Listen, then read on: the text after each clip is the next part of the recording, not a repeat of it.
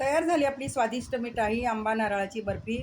चवीला अप्रतिम लागते. आत्ता आंब्याचा सीझन आहे. एकदा नक्की बनवा. सगळ्यांना आवडल्यास लाईक, कमेंट आणि सबस्क्राईब करा फ्रेंड्स. हाय फ्रेंड्स, कसे आहात? आज मी एक मिठाईचा स्वादिष्ट प्रकार बनवणार आहे.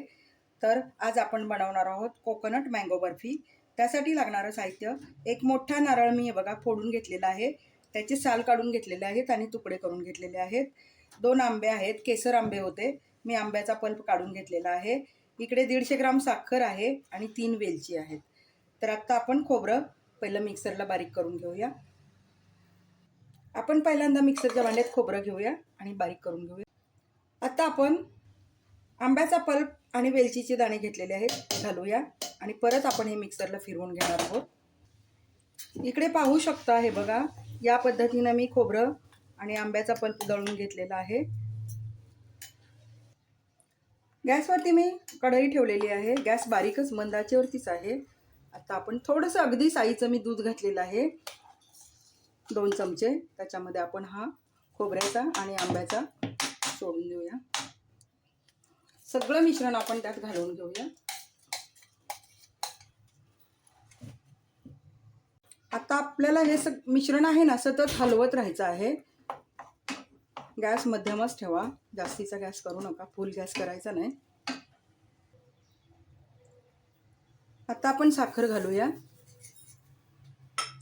आणि छान मिक्स करून सारखं ढवळत राहायचं आहे आपल्याला. आपण मिश्रणात जेव्हा साखर घातली ना, तेव्हा हे बघा थोडंसं पातळ झालेलं आहे आणि आणखीन थोडंसं पातळ होईल आणि नंतर ते हळूहळू सगळं आटायला लागेल.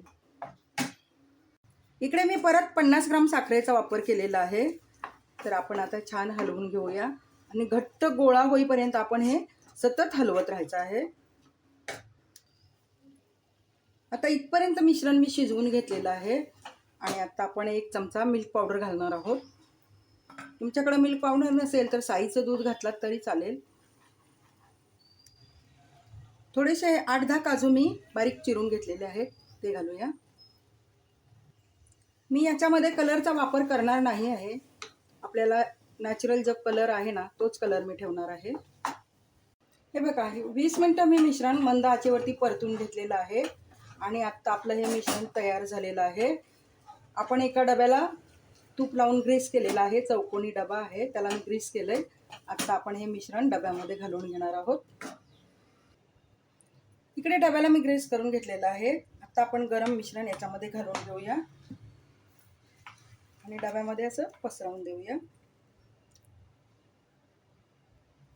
स्पॅच्युलाच्या मदतीने हे बघा आपण असं बर्फी पसरवून घेऊया आणि सेट होण्यासाठी अर्धा तासासाठी आपण ठेवून देऊया.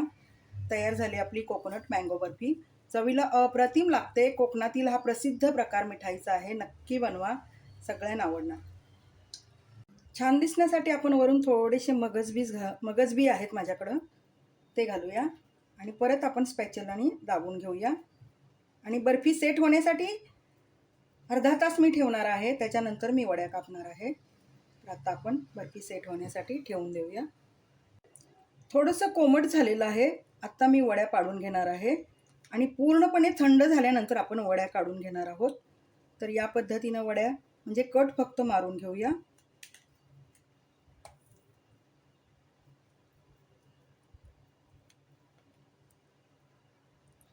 आणि पूर्णपणे थंड करून घेऊया.